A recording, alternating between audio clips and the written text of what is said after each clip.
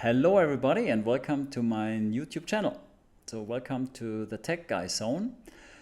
And I'm Oliver, I'm the tech guy, and I will give you in my channel, I will make videos about technical issues, technical understanding, technical solutions. Now, my first video is something which I implemented maybe a year or half a year ago in the company here at my workplace, and it's about creating a company-wide HTML signature.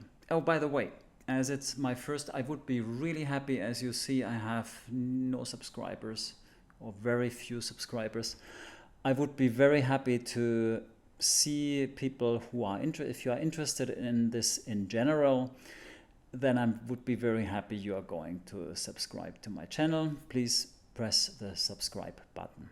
Thank you very much. So we are creating a company-wide HTML signature, and I tell you, it will be very simple. Okay, so I assume we have the following environment. We run a Windows server with Active Directory users and computers with all of the user information. And then we have user workstations which are connected somehow through our company-wide network to this Windows server. So that's in principle the environment. It doesn't matter if you have 5 people or 20 people or 1,000 people. It works the same way. It's the same setup. It's the same simplicity. Okay. So we need 3 files in the beginning. We will create another 4th file. I will show this to you. But let's say we work in a PowerShell scripting environment, very straightforward, and we need an HTML signature with placeholders, which formats your HTML signature you want to use in your company. Now these 3 files should be all located on the Windows server, accessible, partly accessible by the users, partly not required. Okay, so we will start with the HTML signature, but I just let you know when I say partly required by the user or not, because the script to create the user information does not need to be accessed by users. This will run only on the Windows server, so this can be out of the scope of the people. But we will create a CSV file, a comma separated file, which should be then accessed by everybody. Let's look first. Let's start with the HTML signature. We can close this if we take this out for a moment. So in Visual Studio Code, you can show a preview of this HTML file, and we see here right away, this is our signature. Very simple. You can change here the HTML code. You will see here directly the changes. It's really very simple, very straightforward. You can adopt color. You even have here a color selector. I have to move a little bit, and then you can select the colors different. So, and now your line here will change to blue. You will see the following thing. First of all, it's a very simple HTML, and the reason is we want to keep email signatures simple. Many email programs, like especially Outlook, don't really understand a high sophisticated level of format and of HTML, so they are a little bit dumb, I would say, or maybe carry too much old code. So they require a very simple HTML coding style, and this is what we are using. Because I'm using in the company, I implemented this. We are using Outlook, so it will work with Outlook and it will work with all other email clients.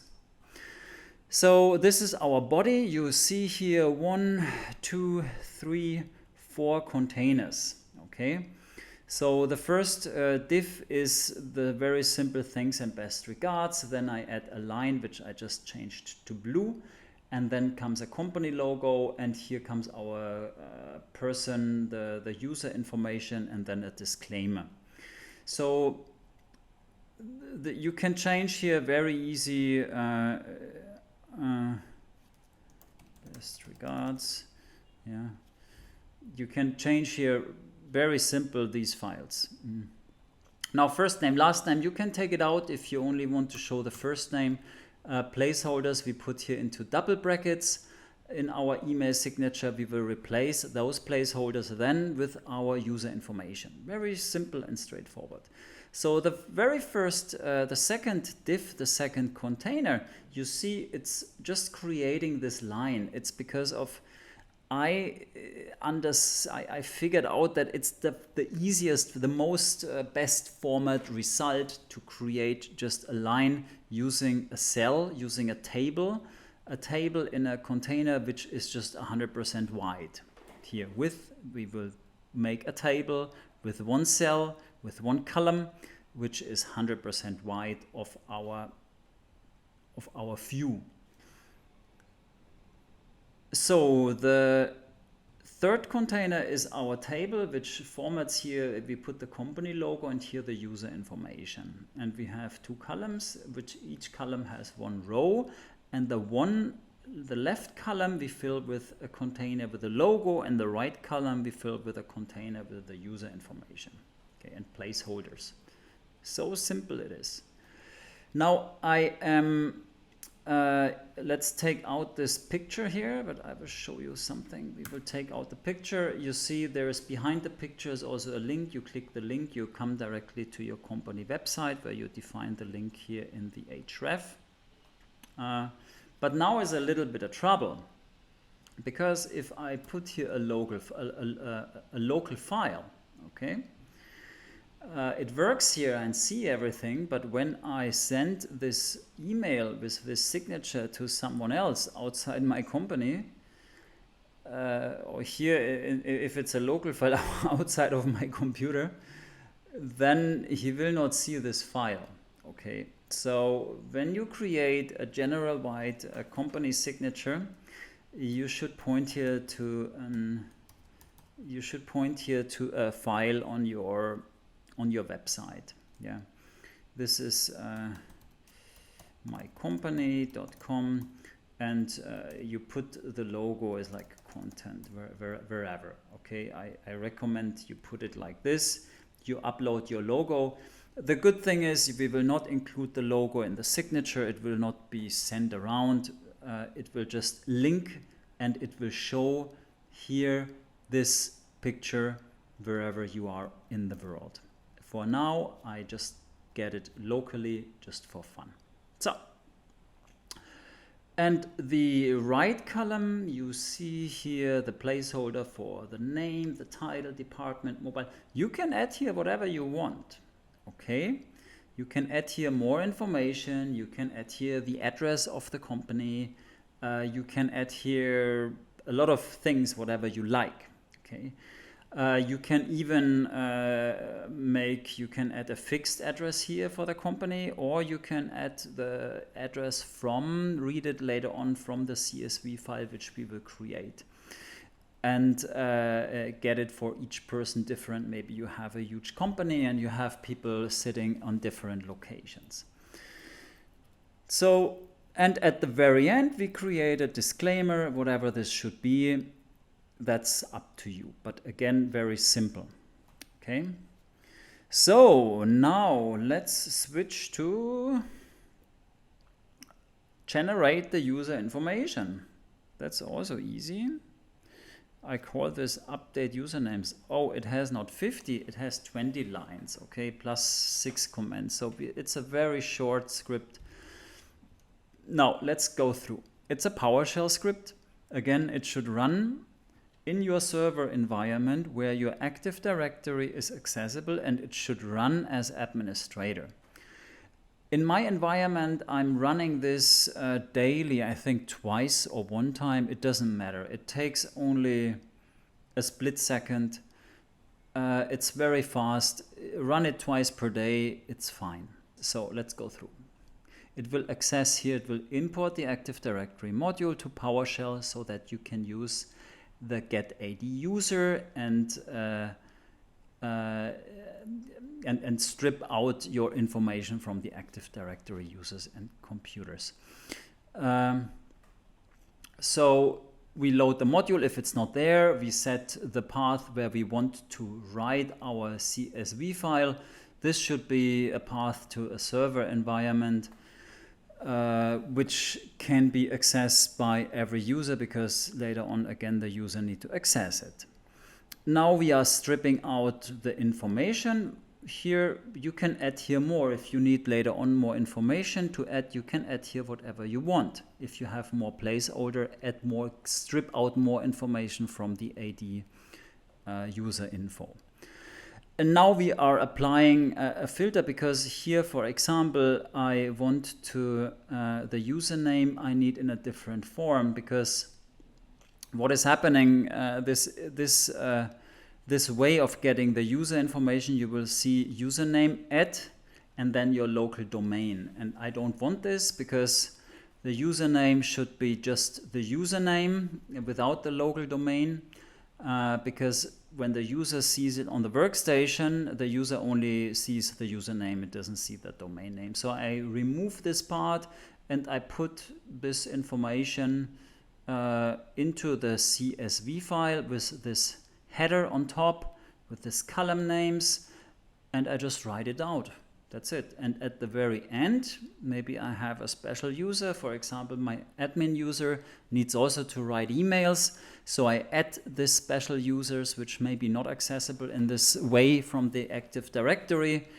So I add it at the end, or yeah, you can do this. You can add special users by defining all of the columns you need and then add it manually at the end. That everything is created automatically, but with some manual input here on top for some special users. But that effort is very little. Good. So this creates our file, company users CSV, with the header on top.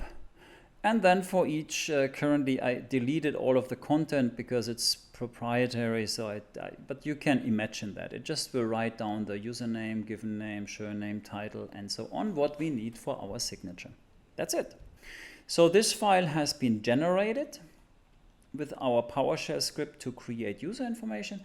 And now we have the PowerShell script to update the email signature, which is taking this one and combining it with the information from here for each user running on the user workstations. So you apply this using group policy, apply a script that it runs on each user workstation, apply this script.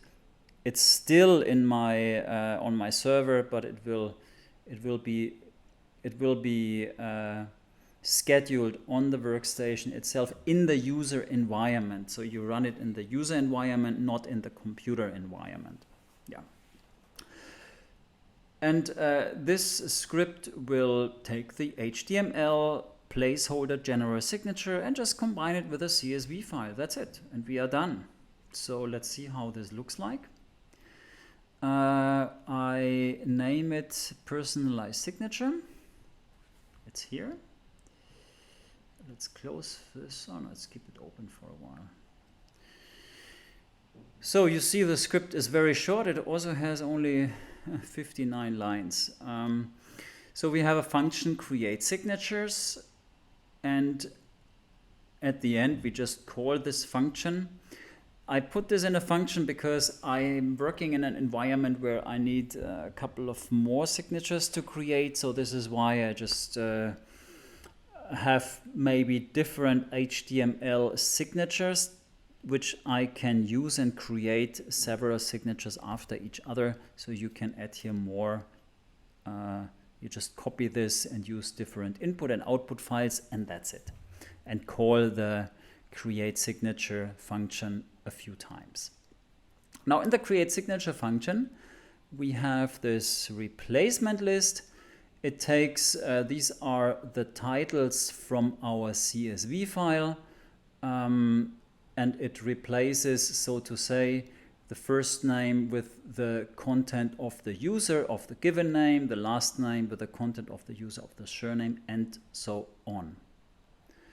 We are reading this user information file if it's, as this is not a local file in your case, it will be received from a server, so it should be in a server environment or in a domain environment on a DFS, something like that. And you read it from there, and then we are writing this information, the complete file, into the user info. We are receiving the username from our environment variable. We are taking, now we are going through our usernames, and we are going through the user info, and we are extracting the one user we have here in front of us now, whereas the script is running on. Now we are getting the HTML signature from our input file name, which was wherever we store it in our local domain environment. And then we loop through all of the replacement lists, and we are just replacing each part, each line, and we are writing it back into our new replaced signature by each replacement we change, override it, and write it back into HTML. And oh, by the way, here you see sometimes there might be some cases. This is not all of these else if stuff is, you do this how you like, okay? Because, for example, in our company, it's a little bit like there might be no last name, there might be only a first name, or there might be no title, or there might be no department. I removed here department. It's not putting in. This was just an example. There might be none of those, and then it could be that if this is missing, it moves up and down. But you don't want that. You want still to have. This thing here existing, or just a placeholder, an empty space existing in the same size, that your signature is not moving around if certain fields are not in your user information. So this is why I add here certain things. I add here new line breaks, or I add here nothing, or I add here certain replacements, so that the signature stays and looks still exactly the same, even if some information is missing. Yeah, that's the trick here. Home phone, I use here. Oh yeah, I forgot to mention this. The extension, it's not really a field in the Active Directory we use, so I misused the field home phone. I used here that to just only write the company extension number into it, and then I extract it, and it's still home phone. I keep it because I want to keep it consistent. I know this is a home phone in Active Directory. So I keep it like that, and then I write extension. If it exists, I write extension and the number. If it doesn't exist, I just keep it blank here. Yeah, that's it. And at the end, we save out the file. Very simple. Now we need to call the script. Yes, this is a little trick I show you here additionally. You maybe know this, but maybe not. Just in case. If you are using a PowerShell, if you call a PowerShell script from a scheduled task environment, as soon as the script opens, you will see a blue screen, a blue window opens. It's a PowerShell.exe, and right away it disappears. For me, it's distracting. I don't like it. So I don't use a direct way to call a PowerShell script, because otherwise you have this short flickering blue screen window. But you can call it indirectly. So here what I'm doing here is I create a new script. I call it in exactly the same way, .vbs.